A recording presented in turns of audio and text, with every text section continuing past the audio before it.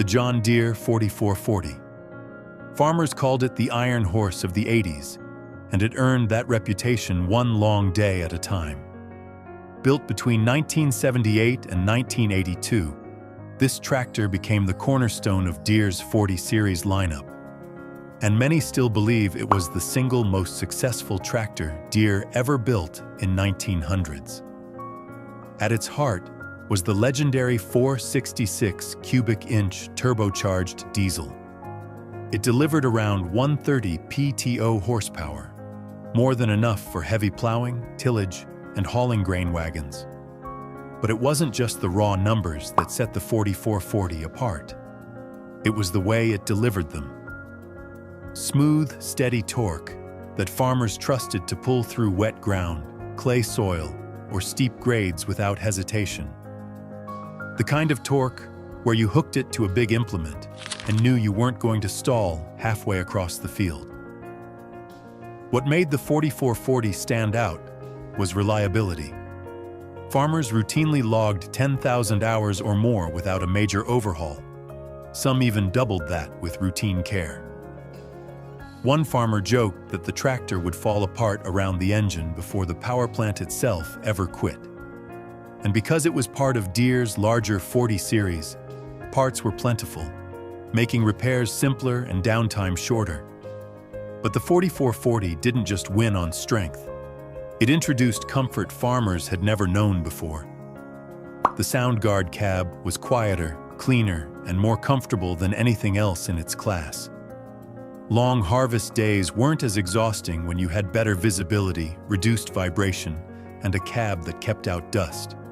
It sounds small, but for farmers putting in 12 to 14 hours a day, it was revolutionary.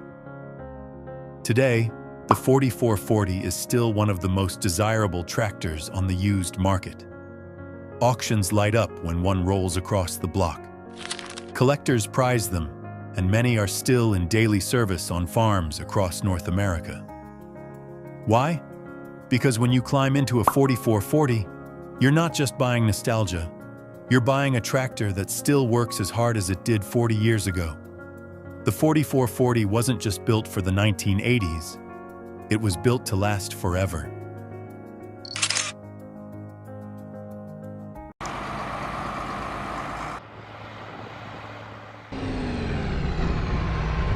The Case IH 5488. Built from 1981 to 1985, it was the final chapter of International Harvester's legendary 50 series. And for many farmers, it became a symbol of IH's last great stand before the company changed forever. Under the hood was the DTI 466B turbocharged diesel, tuned to deliver 187 PTO horsepower. It had the torque to handle heavy tillage, grain carts, and planting equipment with ease. Farmers quickly realized this wasn't a tractor that backed down from a challenge. When you hooked it to a big implement, the 5488 dug in and pulled hard. Steady, reliable power season after season. But power was only half the story. What made the 5488 stand out was its durability and simplicity. The DT466 was already legendary for its million-mile reputation in trucks. And in this tractor, it proved just as tough. Farmers could push through thousands of hours with little more than oil changes, filters, and fuel. And when repairs were needed, it wasn't overly complicated. A skilled mechanic, or even a determined farmer with the right tools, could keep it running without breaking the bank. The 5488 also came with IH's innovative Synchro Tri-6 power shift transmission, which was smoother and more advanced than many rivals at the time. It gave operators more control in the field and on the road, a big step forward compared to older gear drive systems. And paired with IH's reputation for rugged build quality, it made the 5488 a tractor farmers trusted to handle heavy workloads across large acreages. Sadly, history had its own plans. The 5488 arrived just as International Harvester was struggling financially. By 1985, IH's agriculture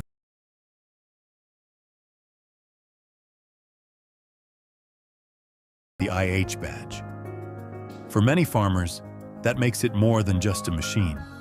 It's a piece of history, the final roar of a brand that had shaped American farming for over a century. Today, the 5488 is still respected on the used market.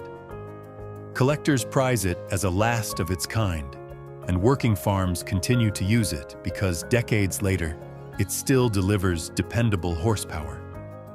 For those who ran it back in the 80s, the 5488 wasn't just another tractor. It was proof that IH went out swinging, building a machine tough enough to earn its place among the greats. The 5488 wasn't just a tractor. It was IH's final legacy of strength.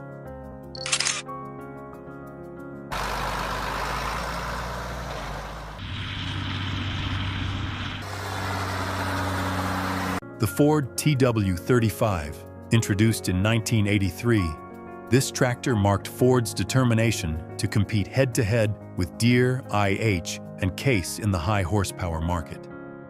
For many farmers, it became the crown jewel of the TW series.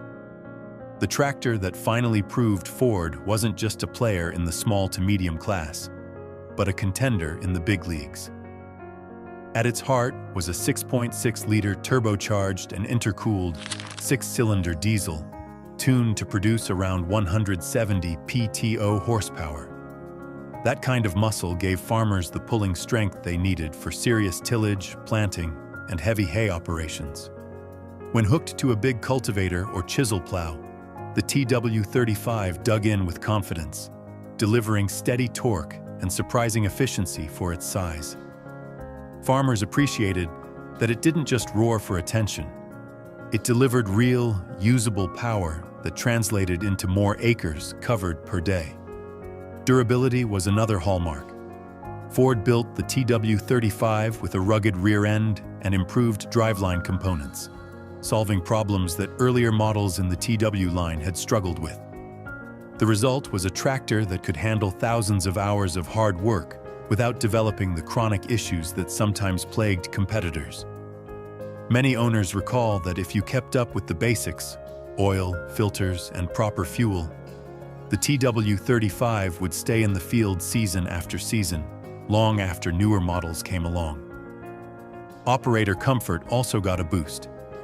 The TW35 came with Ford's updated cab design, which featured better visibility, improved controls, and a quieter ride compared to earlier tractors. For farmers putting in long hours, especially during planting and harvest, those upgrades mattered. It made the tractor feel modern, practical, and capable of keeping up with the demands of larger farms in the 1980s. What also set the TW35 apart was its balance.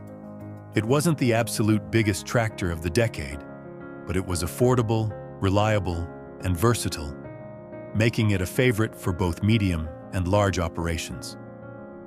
It became a true workhorse across North America, with many units still running today on family farms and showing up proudly at tractor pulls and auctions. For Ford, the TW35 wasn't just another model, it was a statement. A bold move into the high horsepower arena that paid off with a tractor farmers could depend on. And decades later, it still stands tall as one of the best used tractors of the 1980s. The kind of machine you could trust to get the job done when it mattered most. The TW35, Ford's heavy hitter that earned its stripes in the fields.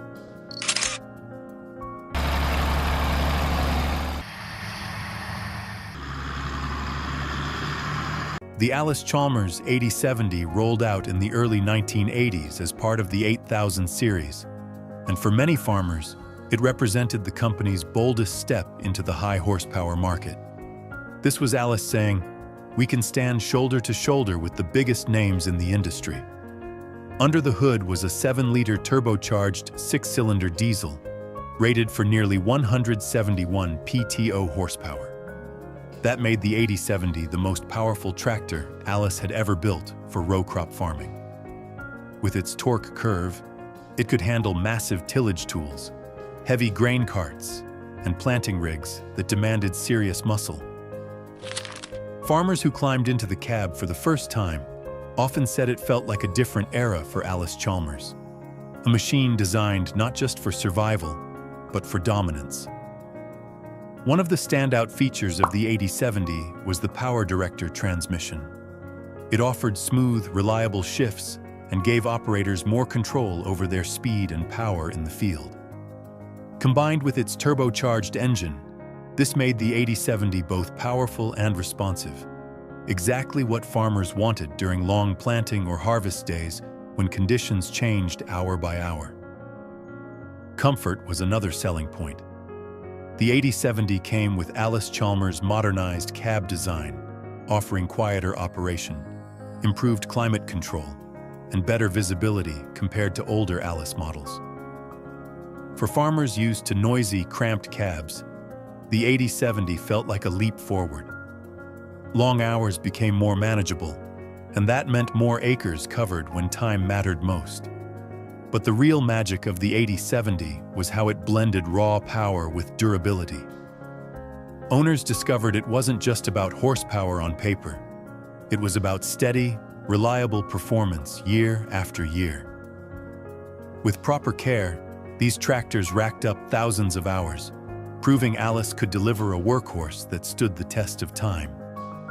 Even today, farmers talk about the 8070 as one of the strongest and most dependable tractors Allis ever produced. Sadly, the 8070 also arrived during Allis-Chalmers' financial struggles. The company would eventually sell its agricultural division to Deutz in 1985, making the 8070 one of the last great tractors to wear the Allis name. That adds a layer of legacy. It wasn't just a powerful machine. It was a closing chapter in the story of an iconic American brand. The 8070, Allis-Chalmers' bold powerhouse, built to prove they still belonged.